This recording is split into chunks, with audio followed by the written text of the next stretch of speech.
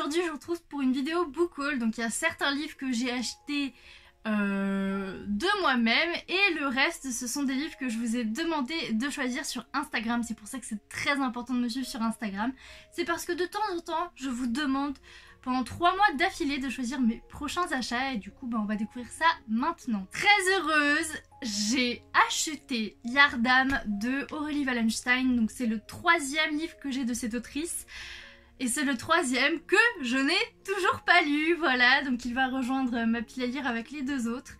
Mais c'est dingue en fait parce que je n'ai jamais lu cette autrice, si ça se trouve je ne vais pas du tout aimer son style, mais en tout cas les résumés qu'elle fait de ses romans me tentent vraiment énormément. Donc ici on est à Yardam et dans cette ville, communauté ou je ne sais quoi, il y a un virus qui est sexuellement transmissible et du coup toute la population va être touchée et un petit peu comme nous, ils vont être mis en quarantaine. Voilà, faut prendre les mesures pour éviter que le virus se propage. Et du coup j'ai pas trop compris la suite, mais il y a un habitant de de Yardam en fait qui va je dirais un peu arnaquer un couple qui essaie de mettre au point un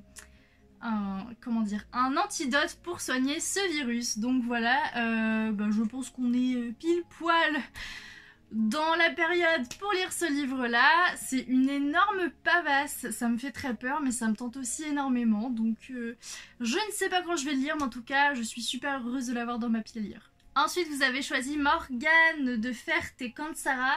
Donc je suis aussi très contente, il est magnifique. Regardez-moi cette couverture sublime. Je vais vous montrer les illustrations. Donc voilà, c'est beaucoup dans les tons violet, bleu. Et donc ici on va suivre Morgane qui est la demi-sœur du roi Arthur et qui du coup n'a pas accédé au trône et du coup son cœur est rempli de colère. Et je sais pas trop ce qui va se passer, mais comme vous le voyez elle a pas l'air très sympathique, donc à mon avis ça va pas bien se passer pour les personnages. Enfin voilà, il me tente beaucoup, il est très très beau. Vous m'avez également choisi Moi en double de Navi et Audrey Lenné. Donc c'est un livre qui parle de l'obésité. Donc on va suivre un personnage qui fait 127 kilos et qui du coup...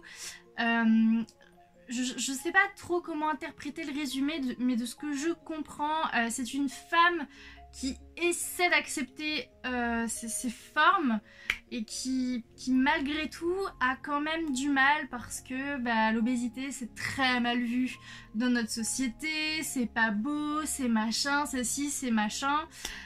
Enfin bref, voilà, donc je ne sais pas trop à quoi m'attendre, je sais juste qu'on va parler de poids, de corpulence, de société et de vision et regard des autres. Comme beaucoup d'entre vous, j'ai acquis Dry de Neil et Jarrod Shusterman, donc voilà.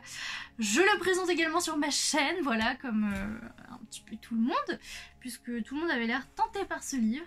Donc vous me l'avez choisi sur Instagram, je suis super heureuse parce que c'est un livre de post-apocalyptique. Donc c'est-à-dire que l'eau se fait extrêmement rare. Et du coup ça parle de survie bien évidemment puisque l'eau, il faut boire pour vivre et du coup ça m'intéresse énormément. Voilà, depuis que j'ai découvert Chronique de la fin du monde, je suis très curieuse et adepte de tout ce qui est post-apo. Voilà, donc là je vais être servie, j'ai vraiment hâte. Je me suis acheté un tout petit bout d'aile de Raphaël Beuchot et Zidrou, donc c'est pareil, je vais vous montrer les illustrations. Donc voilà, c'est comme ceci, je l'ai déjà lu, j'ai bien aimé, c'était très intéressant.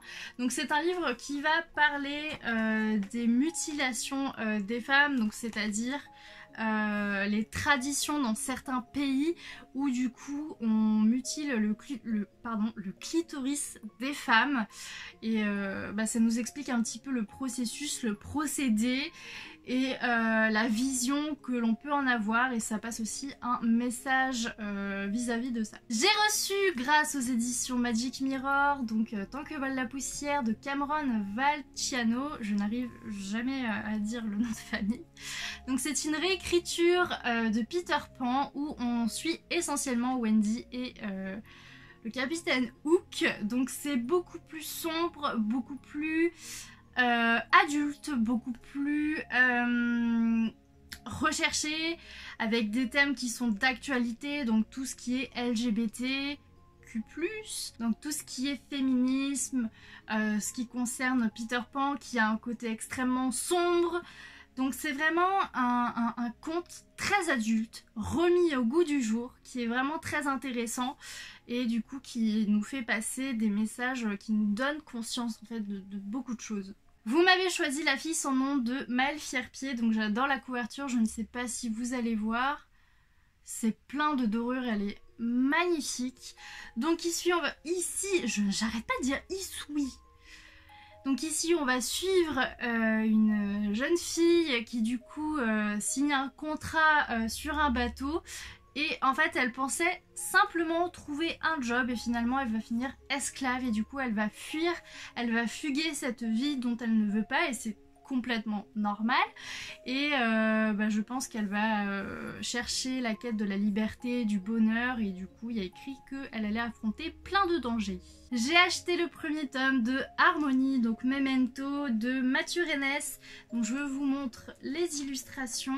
C'est un livre fantastique où du coup tout ce que j'ai compris, ça va parler de, entre guillemets, de pouvoir magique. Enfin voilà, cette personne-là a le pouvoir de faire des choses. Et du coup, les illustrations me plaisaient bien. Et comme je lis rarement de bande dessinée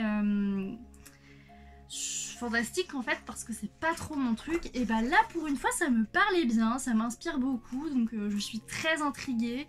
C'est une saga coupée en deux, donc c'est à dire qu'il y a un premier cycle qui est une trilogie et ensuite il y a 2 autres tomes d'un autre cycle, donc voilà, ça me parle bien et je suis très curieuse. J'ai également acheté Un clou dans le bec de Maxime Poiseau et Emmanuel Terrasse, donc c'est un recueil, on va dire un recueil comme ça, assez petit, assez court, composé de pratiquement que des illustrations. Et en fait la particularité de ce livre là, c'est que on a toute une panoplie de remarques de la gente masculine et des réponses que les femmes osent dire. Voilà, donc ça permet de mettre en scène les remarques qu'on se prend à longueur de journée et à la longueur de notre vie en fait. C'est un très bon livre, moi j'ai beaucoup apprécié. J'ai remarqué d'ailleurs que il y avait certaines situations dont j'avais pas conscience mais que je vis moi-même. Puis c'est aussi inspirant de voir des femmes comme ça qui répondent sans ménagement, qui disent vraiment ce qu'elles ont sur le cœur, donc voilà. Je vais maintenant vous parler de Les Plus qu'Humains de Théodore avec l'accent français Sturgeon. Donc c'est un livre qui me rappelle énormément Miss Peregrine et les enfants particuliers, puisque on va suivre Tout Seul qui est un peu beaucoup différent des autres et qui du coup va construire sa propre famille avec d'autres enfants qui ont des particularités, des pouvoirs ou des dons.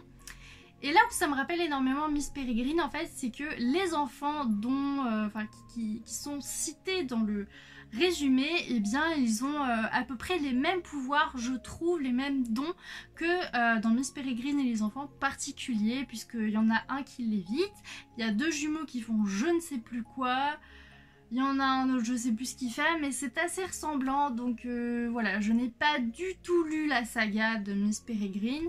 Par contre, j'ai vu le film, le premier film, donc je pourrais voir s'il y a vraiment une ressemblance ou si on est juste sur les pouvoirs et les dons. On clôture cette vidéo avec Un été sous les étoiles de Cristina Triani, donc je vous montre les illustrations qui sont absolument magnifiques.